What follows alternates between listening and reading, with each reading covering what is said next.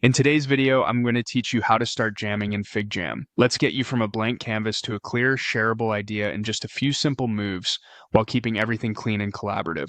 First, open FigJam and hop into a new or existing board.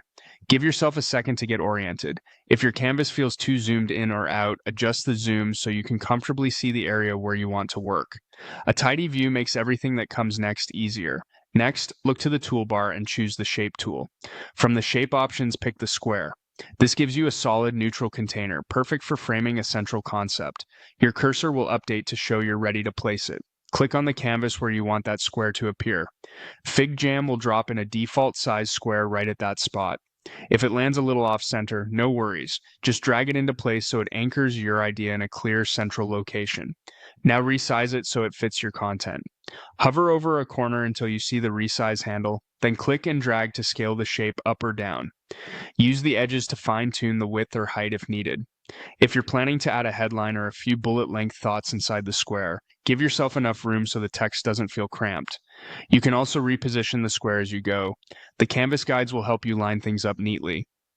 With the square selected, click inside it and start typing your brainstorm. Think of this as your working title or the main question you're exploring. Keep it short, clear, and action-focused. If the text feels small or too tight, use the Properties panel to adjust font size, alignment, and spacing so it's easy to read at a glance. To capture extra context, add a sticky note nearby for additional details.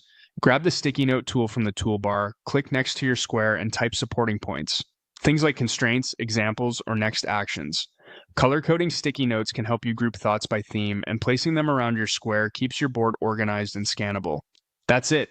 You opened a FigJam board, added a square to anchor your idea, resized it to fit, labeled it with your brainstorm, and used a sticky note to layer in details.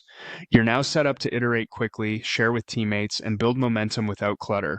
Keep exploring, keep it simple, and happy jamming.